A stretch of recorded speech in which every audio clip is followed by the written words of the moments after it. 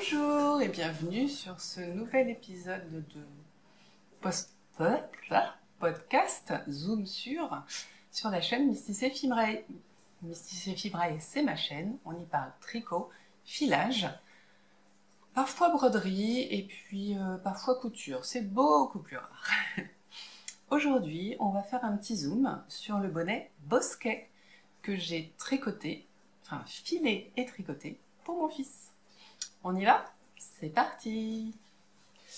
Alors, le bonnet Bosquet est un bonnet de Yarnflex qu'elle a sorti en 2021. Je pense que c'était en septembre-octobre, quelque chose comme ça. C'est un bonnet à torsade et texturé qui se tricote en laine Aran.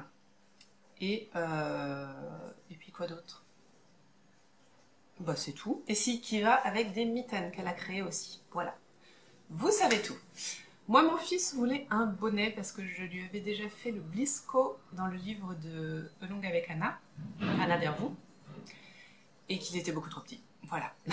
Clairement, c'est juste ça. Il était devenu trop petit, donc il lui fallait un nouveau bonnet.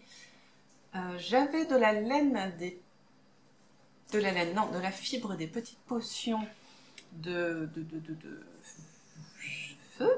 décembre 2021 qui s'appelait Christmas Cake ou un truc comme ça. Ouais, un truc comme ça. Je suis pas sûre, mais en tout cas, c'était ça. Je lui ai montré la fibre, je lui ai fait bon, est-ce que tu as envie que je te file cette laine? Enfin, cette fibre, du coup. Forcément. Est-ce qu'elle est là? Ouais, hop, je peux vous montrer la couleur.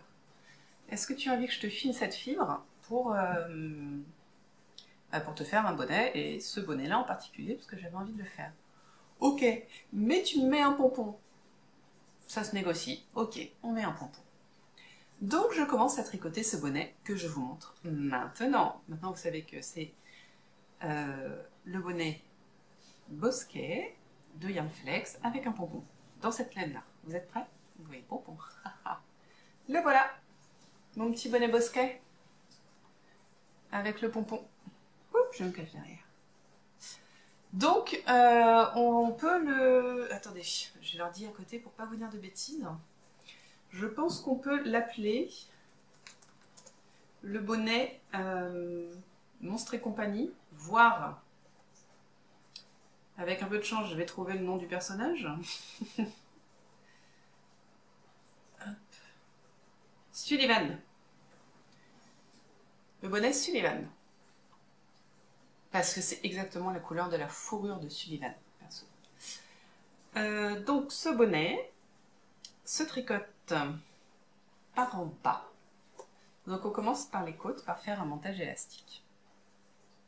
Moi je fais toujours le German Twisted Cast On, parce que ça me suffit, enfin c'est élastique. Ensuite on fait des côtes de 2. Et ensuite on démarre le diagramme. Je vais vous le montrer dans le bon sens maintenant. Donc, qui est composé d'une torsade ici, maille torse. Ouais, ça c'est maille en vert, maille torse, torsade. Et là, point mousse et point de jersey. Voilà. Je sais pas si on n'a pas un petit point. Non. Non, on n'a pas des côtes, comment on dit? Côtes perlées, côtes.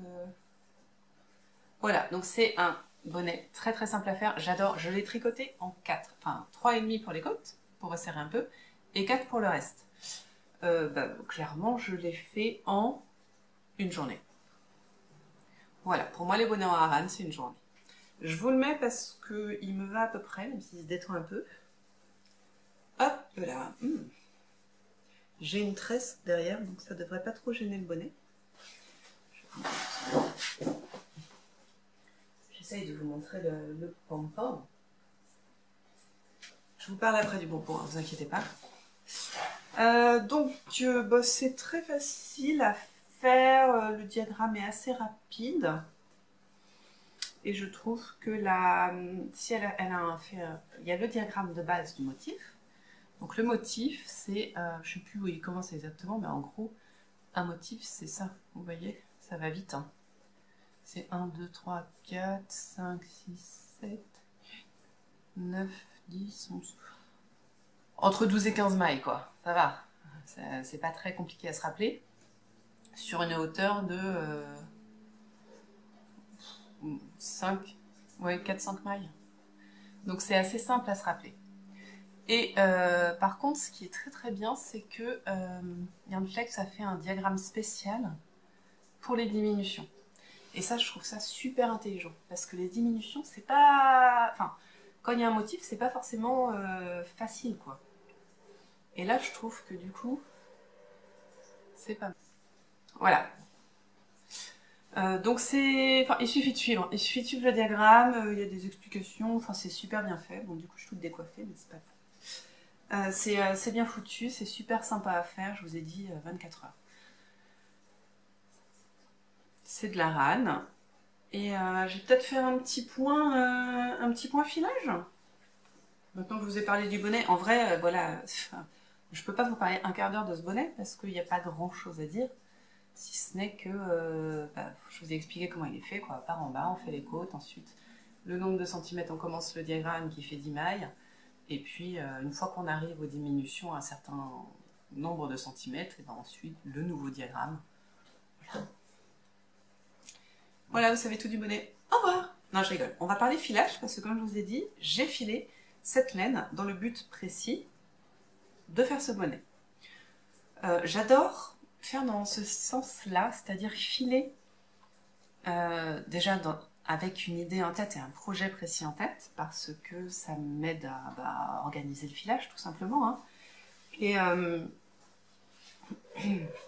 donc j'organise mon filage pour que ça marche, quoi, tout simplement. Il y a un truc. Donc comment je fais?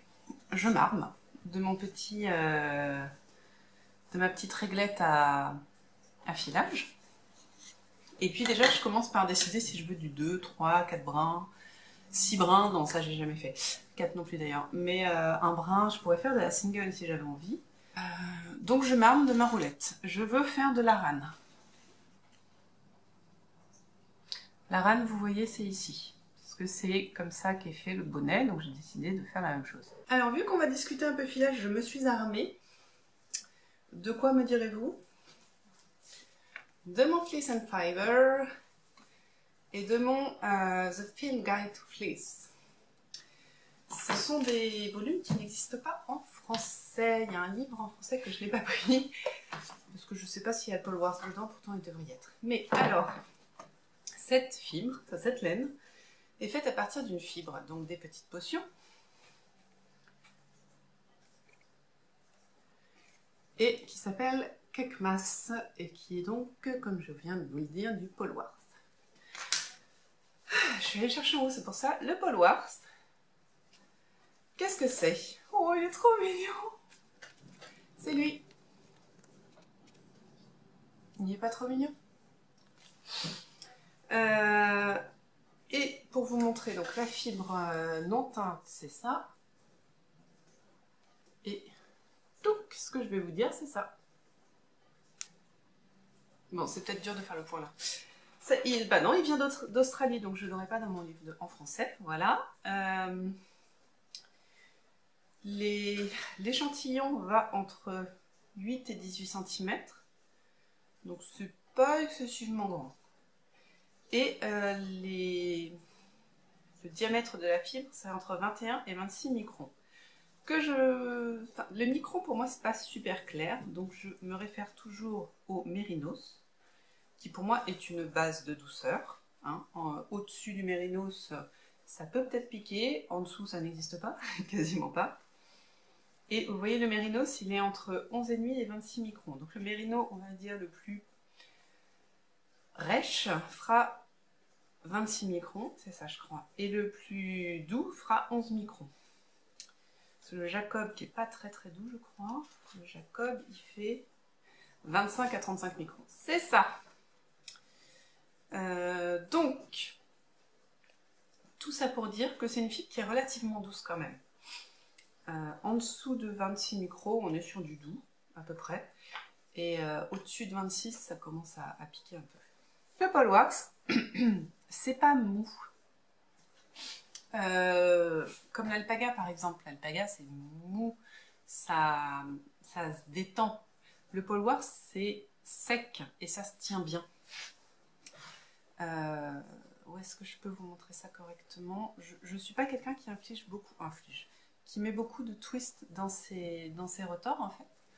Parce que j'aime bien pouvoir utiliser ma laine assez vite finalement et du coup pas la laisser attendre trop longtemps pour qu'elle se détende. Donc je n'affiche pas beaucoup de retors à mes... de twist mes retors. Mais on remarque quand même que le pole war, je trouve qu'on voit très bien. Alors c'est sur le fil qu'il faut faire le point, pas sur ma main. Je trouve qu'on voit bien les vaguelettes en fait sur le pole war. Ce qui fait que c'est une laine qui est pas mal justement pour faire tout ce qui est comment on dit, côte, non, torsade, voilà, des torsades, parce que elle est pas trop, elle est structurée en fait, elle est pas trop molle comme je dis. Donc quand même si mon filage et mon retors est pas le plus précis du monde, on voit bien la torsade, on voit bien la différence de texture des différents points en fait. Et donc le pole war pour ça il est vraiment pas mal. Donc voilà. Je vous le conseille. Ensuite, donc, je vous ai dit que je l'avais fait en haran, parce que c'est comme ça qu'il a été prévu. Donc j'ai décidé donc de filer en haran. Pour ce, j'ai regardé où était le haran. Donc le haran, c'est pop là, le 9. Enfin, c'est 8 tours de ça. Et est-ce que ça fait ça? Tiens, test, toast. Houston, on a un problème. 1, 2, 3. C'est dur, hein? En même temps, si j'étais intelligente. Je le fais en direct. Hein. J'espère que je vous dis pas de bêtises. C'est toujours pareil. On espère toujours ne pas faire de bêtises. 1, 2, 3, 4. Il faut pas trop tendre, il faut pas trop que ce soit descendu. C'est chiant.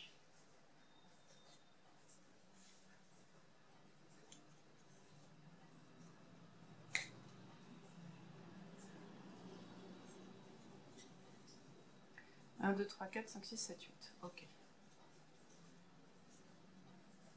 Je pense qu'on pourrait en mettre 9. On peut presque dire que je l'ai faite en worsted. Presque. Mais on n'est pas trop mal comme ça. Ouais, derrière, ça se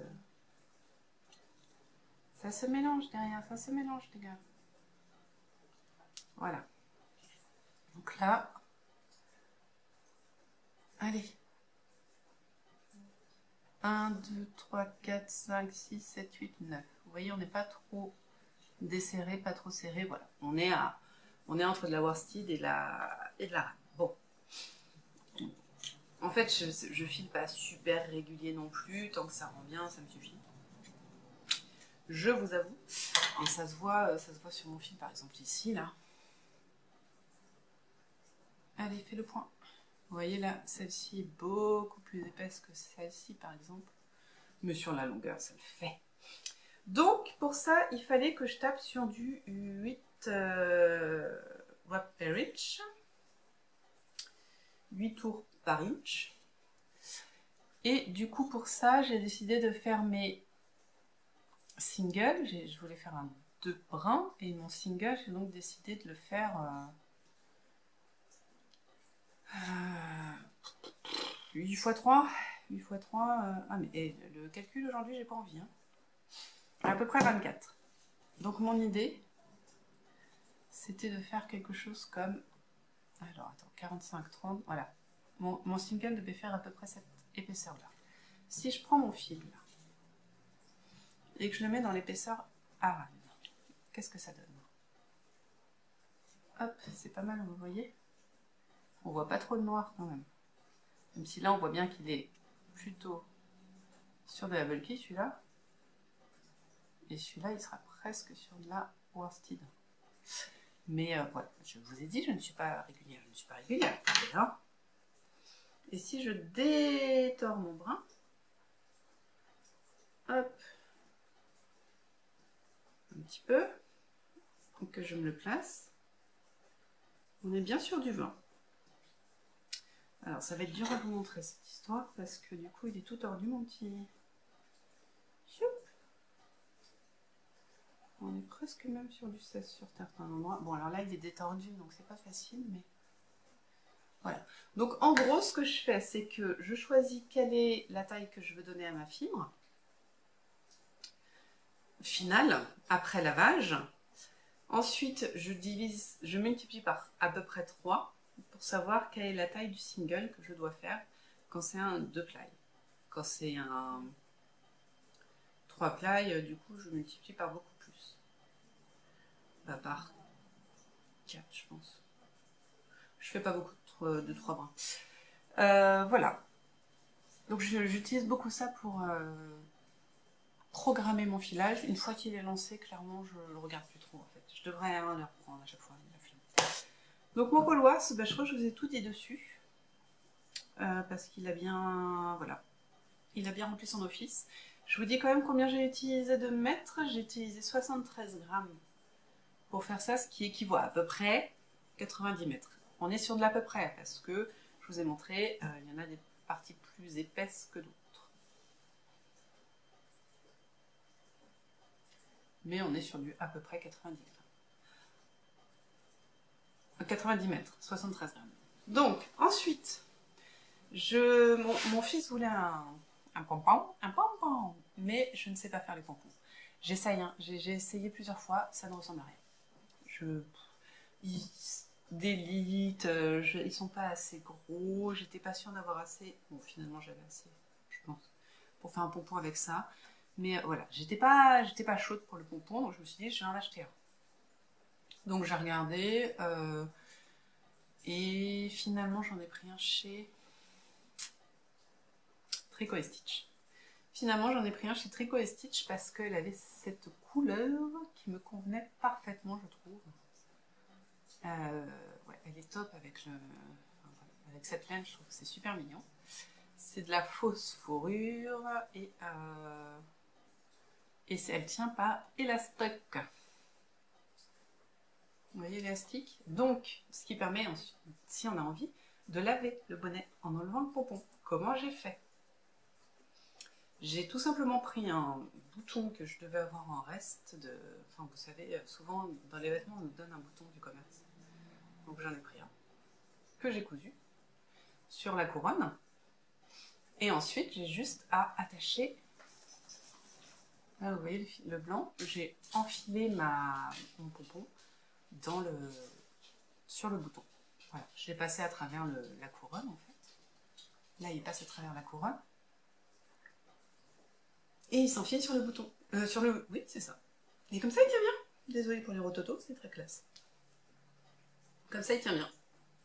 Et voilà, j'ai donc un magnifique bonnet à la taille de mon fils, qu'il adore, mais qu'il n'a pas porté parce qu'il fait trop chaud, avec un magnifique pompon de chez Tricot & Stitch. Ils sont pas très chers, en vrai.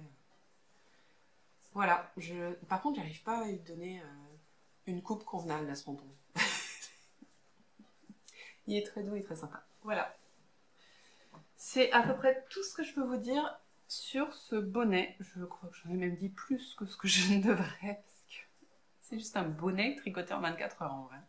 Mais bon, mon fils est content, il y a un pompon, j'ai filé de la laine exprès, donc c'est parfait. Voilà, c'est trop cool. Sur ce, merci d'avoir regardé cet épisode. J'espère qu'il vous aura donné envie de faire le petit bonnet bosquet parce qu'il est super sympa à faire.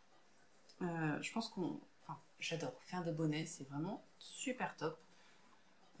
Moi en général, quand c'est de la rame, je les tricote en 24 heures, donc c'est pas vraiment ce qui empiète sur mes autres tricots. Et c'est super satisfaisant, je trouve, de faire un bonnet en laine épaisse, quoi. C'est génial. Donc profitez que ce soit l'hiver, faites des bonnets, faites-vous plaisir. Ou si vous n'avez pas de tricot en cours et vous avez juste envie de faire un bonnet, et ben, à la limite, n'hésitez pas à aller sur le site de By Night qui fait un tricot solidaire sur toute l'année où on tricote des bonnets, des gants pour les sans-abri belges. Ou faites-en pour Emmaüs par chez vous. Enfin voilà, je veux pas non plus... En fait, faites ce que vous voulez. Mais c'est une bonne idée. Moi, j'aime bien faire des bonnets. Voilà. Sur ce, on se retrouve bientôt. On a le vlog dimanche et puis une autre vidéo sûrement mercredi prochain sur d'autres sujets vastes. On se retrouve donc très vite sur de nouvelles vidéos. Tricotez bien, filez bien, brodez bien, cousez bien, faites bien ce que vous voulez de vos 10 doigts. Et puis si vous avez envie de rien faire, et ben c'est très bien aussi. Reposez-vous, prenez soin de vous et à très bientôt sur de nouvelles vidéos sur la chaîne. Salut!